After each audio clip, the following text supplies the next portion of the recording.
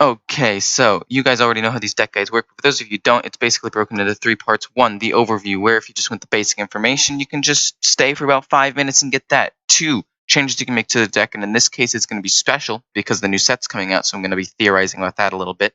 And 3, matchups and mulligans. And before I start, something I'm going to be doing at the start of every week. Basically, I'm going to be picking a channel that I personally like. They'll be around my size, usually Hearthstone related, or at least video game related, and shout them out. And hopefully there'll be a little arrangement that we have going where we'll shout each other out. And we're just going to try to help each other grow. The first one is Jelen. His link will be in the description below. He basically does very similar things to me, where he does like budget decks and how to play, and just has some funny moments. And it's honestly, I really like what he's doing. I've actually used some of his budget decks before, obviously with my own little twist on them, but he actually has some pretty great ideas. So if you want more budget deck ideas, definitely go over to him. So anyway, also tell him his buddy Elemental of course said hi. Anyway, moving on, overview of Spell Hunter. This deck is actually insane in my opinion. I've played some games on my phone. I think in total I've played about 4 or 5 games on my phone. I think I went 3-1 on my phone, and I am 9-1 on my computer using the Hearthstone deck tracker. So I haven't actually played this deck too much. I'm building into finals week, so I haven't been able to play a ton. I've been studying and doing projects and stuff, so I apologize. But luckily, Spell Hunter is a deck I played in the past and got to Legend with, so I can still give you a pretty good overview, because not a lot has changed in the meta since then. So basically, an overview of the deck is this is a mid-range deck with amazing late game with both Rhok'Delar to refill your hand and Rexxar. I think this deck is better than Secret Hunter, just straight up Secret Hunter with the Subject 9, because this deck has 2 different ways of closing out a game and having good late game, being again Rhok'Delar and Rexxar, whereas Secret Hunter has card draw with the secrets, but not as much late game potential, not the to my side power play on turn 6 for 2 minions that are each probably worth 4 mana each. So that's like an 8 mana value for 6 mana in general. Like not necessarily exactly, but that's how I estimate it. Animal Companion costs 3 for like a 4 mana value minion. So basically, has some really, really big power plays with the Spellstone if you've played Secrets, the To My Side, Rhok'Delar, and Rexxar. Amazing mid and late game potential, but also a lot of early game potential with like removing the board and just having some pressure with the Animal Companion, your various traps, Unleash the Hounds, Candle Shot, Hunter's Mark, all of those options, all of them are extremely good. And honestly, I don't think this deck has a lot of bad matchups, but I'll get into those in a moment. Basically, this is just a mid-range powerhouse deck with some pretty outstanding late game as well. It does well into control decks because it can close out games with Rexxar and Rhok'Delar. Although Warrior, I'll get into in a little bit, but that's a bit of a hard matchup because of all the armor that he gains. It's a little harder to close out the game. And this does pretty okay into aggro because you have Rexxar, you have Unleash the Hounds, you have Explosive Trap, and it does pretty well into mid-range because you have probably the best mid-range play in the game with the Wolves. The only thing that really beats is like Duskbreaker, and not a lot of people run that card anymore, even though it's an amazing card. Don't actually know why people don't run that as much anymore, but that's fine. Not important to me. Point is, it makes this deck better. So changes you can make to the deck. The biggest one I can think of right now is just putting in Zul'jin for like an Unleash the Hounds or a Secret Trap or a Secret Plan or a Tracking. Other than that, I think this deck has been pretty much fully optimized. Flanking Strike is just an outstanding card. Kill Command, obviously. Eaglehorn Bow with all the secrets can get you a lot of value or just give you some damage or removal. Candle Shot, same basic thing, can give you removal or a little bit of extra damage if you need it. Every single card in here is needed, in my opinion. Except for maybe Unleash the Hounds, because the reason why I think Unleash the Hounds would be good to get rid of is because if you play Zul'jin and he plays a ton of Unleash the Hounds, and then you get a Spellstone activated after because he recasts all of your spells, that might not be good for you because then you won't have as much room for Wolves. So that's why I was theorizing getting rid of Unleash the Hounds. I still think it's a good card. I wouldn't necessarily take it out for anything else except for that specific like interaction. But yeah, I think Zul'jin would be the best card to put in here. If you want to go more budget, that's hard. It's hard to do. I guess you could take out Rhok'Delar because Rexxar is definitely a necessity. Rhok'Delar is good It's still an extremely solid deck, helps the deck function, but in terms of the two legendaries, it's the lesser of the two. But that's like saying Rexxar's a 10 out of 10 and Rhok'Delar is like an 8.5. You're still getting rid of an extremely valuable card. Maybe even a 9, I don't know. But there definitely are cases when it'll fill your hand and you're not able to use some of the spells that you get. So there's a little RNG to it, which is why I put it at like an 8.5 or a 9, but it's still one of the best cards in your deck. And it synergizes extremely well. Honestly, I really just love this deck in general. It just works so well together. But yeah, that's basically the biggest change I would make to the deck. And now we're going to go specifically into matchups, which is pretty important. Actually, no, we're going to go into general mulligans first, because I think that's important. And well, I think it's more important. And if you stop watching the video after this, then at least you get something a little more valuable out of it. So keeping depends on the matchup you're going into. If you're going into like an aggro match, you might want to keep a wandering monster or explosive trap. Not really a freeze trap ever, in my opinion, unless you're playing against an even warlock or what you think could be even. Then you could use that and get rid of his giant or his twilight drake and slow him down quite a bit. Now let's see here. Into aggro, candle shot's pretty good. I wouldn't necessarily keep hunter's mark, but candle shot's good. Animal companion and the weapon is pretty solid. Into aggro, unleash the hounds. Spellstone, obviously, if you have some secrets, especially. Some people, okay, now this is not necessarily something I would recommend 100%, but this is something some people do, is keeping Rexxar. I don't think that it's necessarily that important to keep him because you have so many late game options with Rexxar or To My Side or Rhok'Delar, but Rexxar is actually probably the best card in your deck. Actually, no, not probably. It is the best card in your deck. So keeping it and having a slightly slower early game and just hoping that when you play him, it'll help you remove the board, gain armor, and restabilize the board on turn 6. Go ahead and keep him in your hand. It's actually not that big of a problem. In some cases, it's actually good. Just knowing, having that security that on turn 6 you can play him is extremely helpful. So, actually, no, I take it back. I would personally recommend it. I think that it's a good play. Unless it's like super hard aggro deck, in which case you think you might not even make it to turn 6. But other than that, keep it in your hand. So yeah, candle shot, secret plan, and tracking can both be very helpful. I wouldn't necessarily prioritize keeping them, but if you have what you think is a pretty good hand, like you have a secret and a spellstone in your hand, or 2 secrets and you want a tracking for an extra spellstone, or you have a spellstone but you have a secret plan and no secrets, you might want to keep secret plan. There are definitely situations where you keep either one, but they're more of like flex keeps, you know. And then I think I've already said Animal Companion and Eaglehorn Bow. And that's about it, yeah. Also, I said Spellstone, but even if you don't have secrets, keep Spellstone because you have 1, 2, 3, 4, 5, 6. And if you count Secret Plan, 8 cards that can give you secrets. So really, odds are almost 1 in every 3 cards will be. Almost, probably like 1.33 cards or something like that will be secrets. So if you keep a Spellstone, odds are you'll get at least 1 more secret by the time you get to play the Spellstone. So it's always worth to keep the Spellstone as well. So jumping into specific matchups, this deck does pretty good in the Druid. Because if you play Wolves and he plays Spreading Plague to counter all of your Wolves, you can have either A, Rexxar, or B, just pumping them up in general. And C, stats-wise, you beat them because you can hit them twice. All of your guys will go down to 1 health, but you'll kill all of their taunt minions, so it's actually fine. And if he trades so he can kill off some of yours, you have some left with 2 health. And the only thing that beats you at that point is a swipe. So just hope he doesn't have swipe. So yeah, that's basically it against Druid. Trying to think what else. Your mid game is extremely powerful, and that's when Druid is probably one of the weakest because they nourish on turn 5 pretty much every time, and that gives you a free turn to just set a Spellstone. Or if you coin Spellstone the turn before, then sometimes they're even further behind. You can get in like 12 damage for free. Obviously, they can gain a ton of armor, but their ability to remove the board is limited. They have Primordial Drake sometimes, which is 2 damage. Doesn't necessarily kill your wolves. They have Swipe, can kill one of your wolves. They have Spreading Plague, which just really stalls. They have Starfall, which some decks run, but still only does 2 damage. Your wolves will live with 1. It's just not a good time for Druid, in my opinion. I think it's a really good deck, or a really good matchup in pretty much all cases.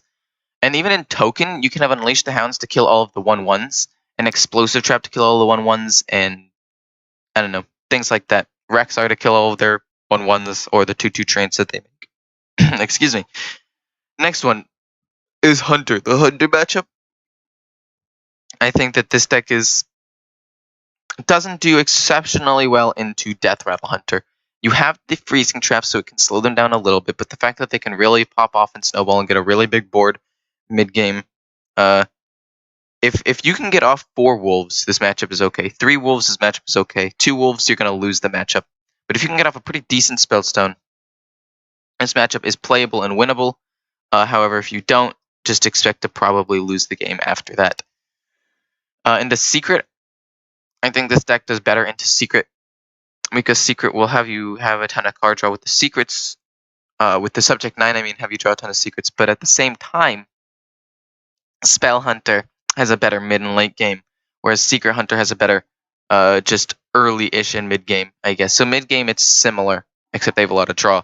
Late game, you have Rhok'Delar, as well as To My Side to close out a game. So honestly, I'd say Hunter's probably around a 50-50. It's just personal preference and the fact that I've played against some Hunters and won against them, so I think it's better. But I could have just gotten lucky. So I'd say around a 50-50 because Secret Hunter is a similar playstyle, and Death Rattle Hunter, turn 5 and 4 have power plays just like you. And it kind of depends on who gets their power play off first. Mage, this is a tough one because I've played against a lot of tempo mages, and this is probably one of the biggest shifts in the meta that I played since changing from Spell Hunter back in the good old days when I had Legend and Spell Hunter now when I'm still Legend, but well now. And that's Tempo Mage is not being played as much anymore. So I have 1 win, and even that one was against the Tempo Mage.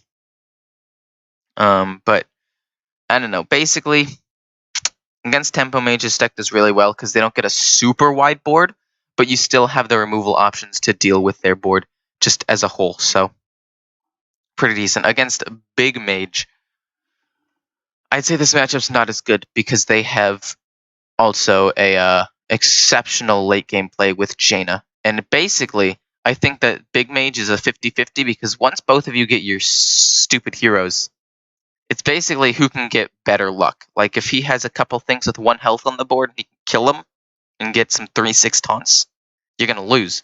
But at the same time, if you get your Rexxar out and you get some pretty big minions that you need in that specific moment and fit well into a certain situation, you'll probably win.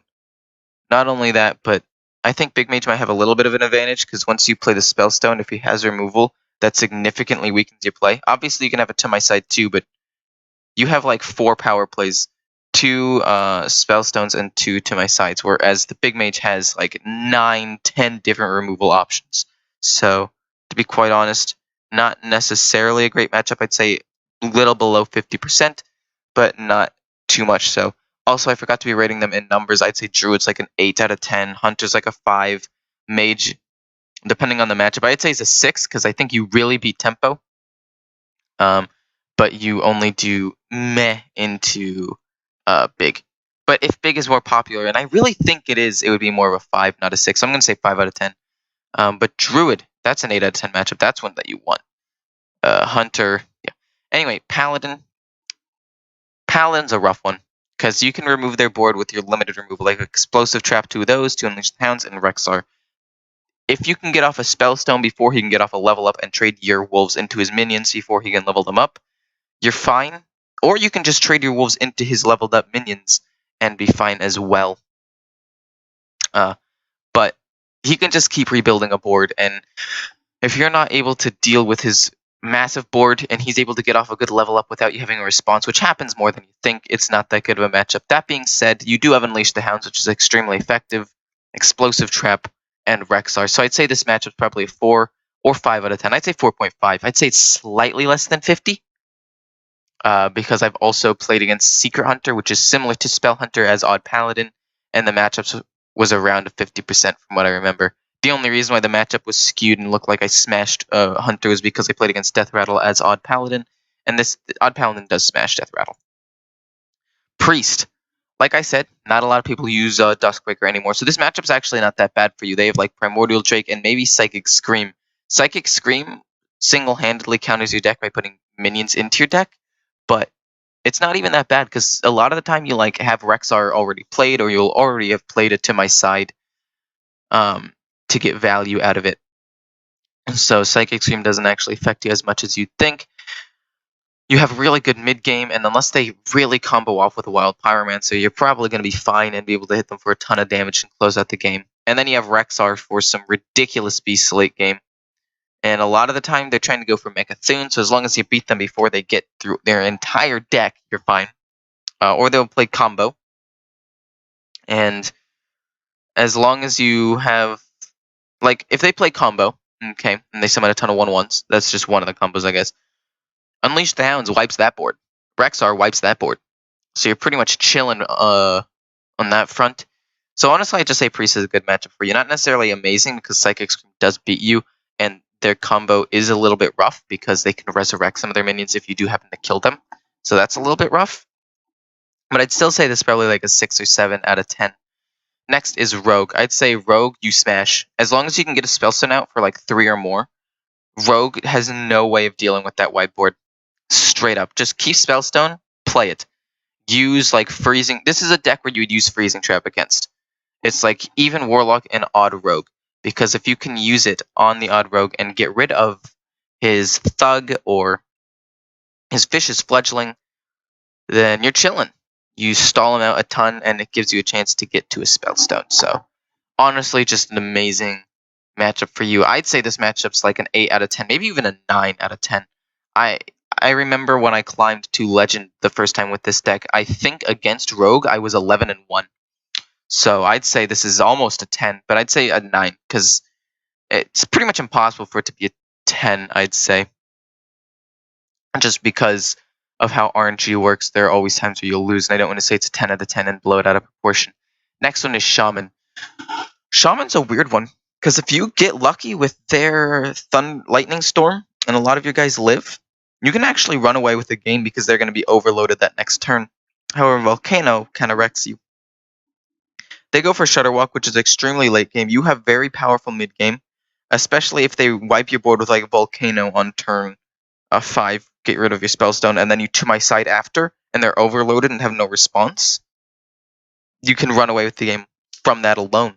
They do have Healing Rain, and they do have pretty good late game. But you have Rexxar, so you have pretty good late game. And you hit it first, because they need to play Shutterwalk on turn 9.